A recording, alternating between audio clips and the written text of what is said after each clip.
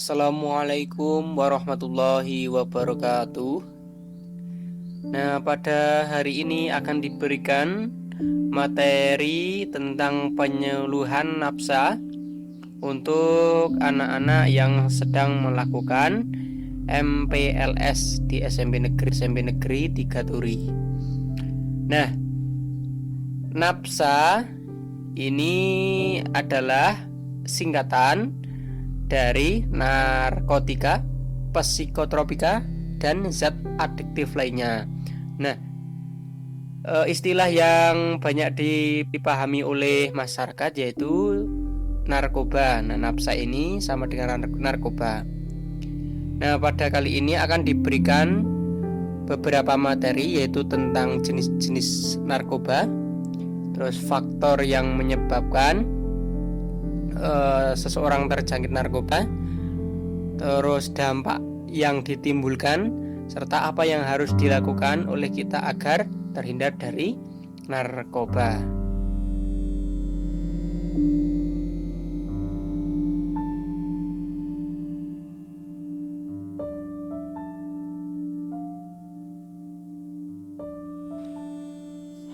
Bapak Presiden kita telah menekankan bahwa situasi di negara ini sudah dalam status darurat narkoba.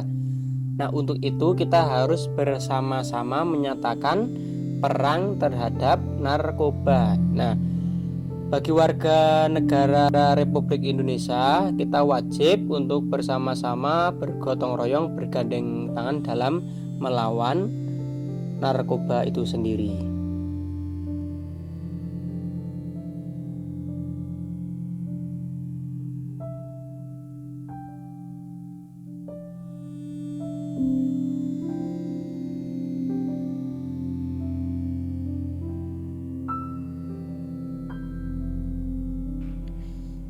Berikut persentase jumlah penyalahguna narkoba berdasarkan pekerjaannya.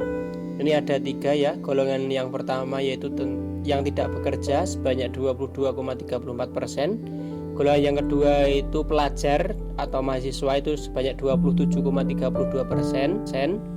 Dan golongan yang ketiga itu pekerja swasta dan pemerintah sebanyak 50,34%. Artinya yang paling banyak itu seseorang yang sudah bekerja, yang sudah memiliki pendapatan.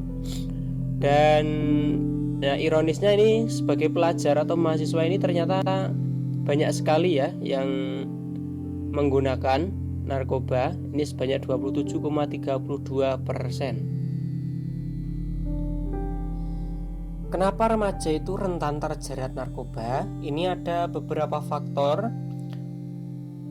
Faktor yang pertama itu dari faktor keluarga ya. Faktor keluarga, entah itu anaknya kurang perhatian dari orang tua, entah itu orang tua yang tidak memperhatikan, terus tentang pergaulan anaknya, terus permasalahan keluarga itu sendiri, atau bahkan broken home itu menyebabkan remaja rentan terjerat narkoba. Faktor yang kedua yaitu faktor lingkungan.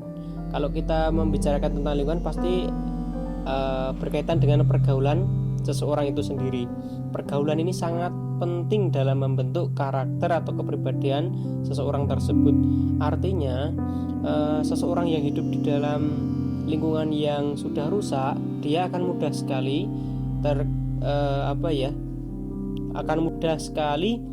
terpengaruh dengan hal-hal yang kurang baik. Dan faktor yang ketiga yaitu faktor individu.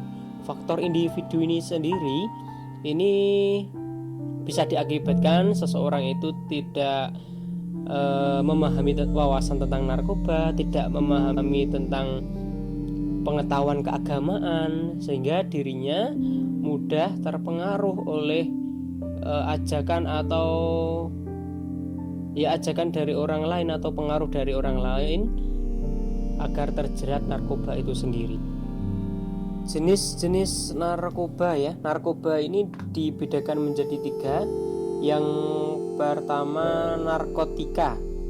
Ini menyebabkan penurunan atau perubahan kesadaran dan menghilangkan atau mengurangi rasa nyeri. Contohnya apa? Contohnya ada ganja, ada sabu, ada heroin atau pil ekstasi.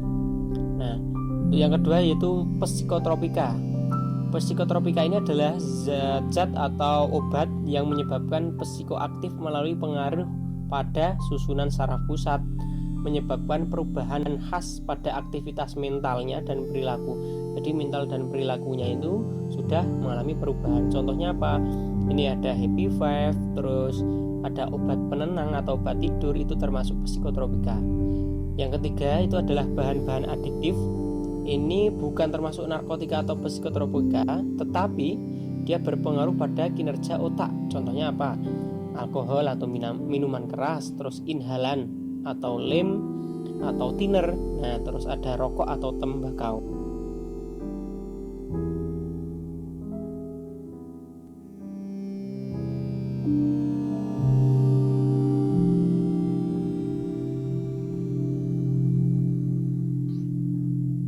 Nah, salah satu jenis narkoba yang sering digunakan oleh masyarakat pengguna ini adalah sabu-sabu yang dapat menyebabkan kewaspadaan seseorang itu meningkat, terus dia bergairah atau senang sehingga dapat menaikkan stamina fisik ya, bergairah atau senang.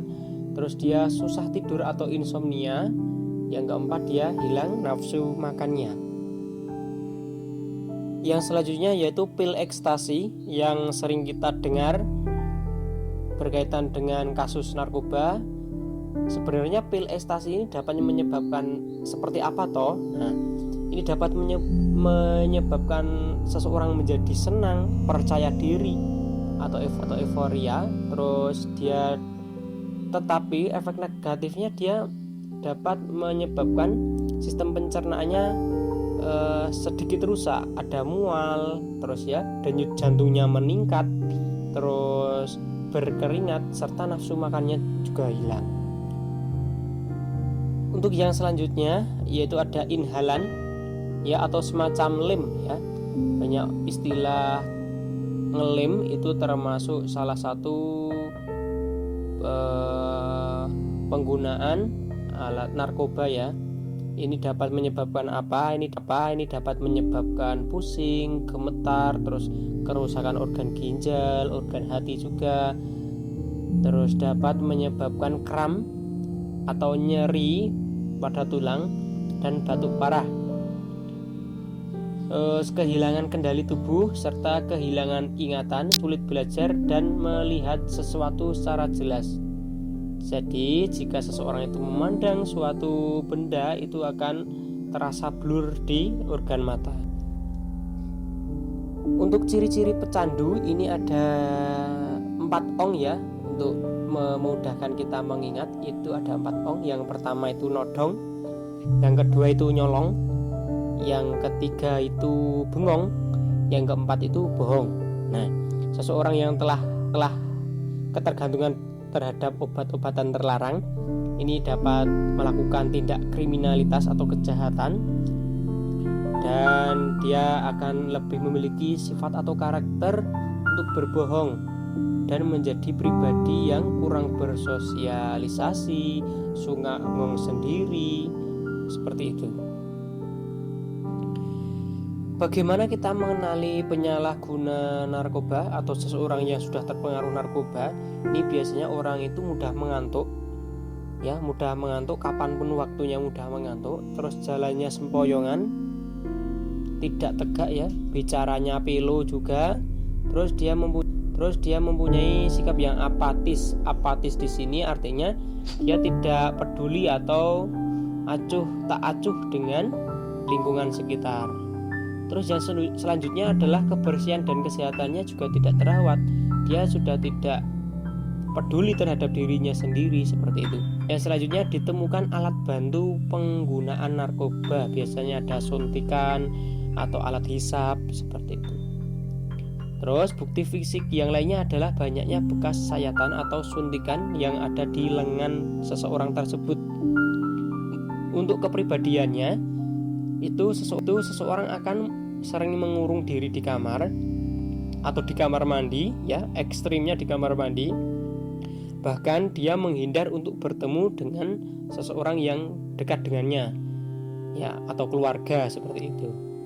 Yang selanjutnya memiliki sifat yang emosional atau sangat agresif. Itu adalah salah satu contoh sifat penyalahgunaan. Nah, bagaimana seseorang yang telah menjadi pecandu narkoba itu? Nah, ini adaptasi tubuh seorang pecandu itu dibutuhkan dosis yang semakin meningkat untuk memperoleh efek yang diinginkan. Jadi semakin dia memakai, maka semakin dosisnya itu semakin meningkat untuk memperoleh efek yang diinginkan.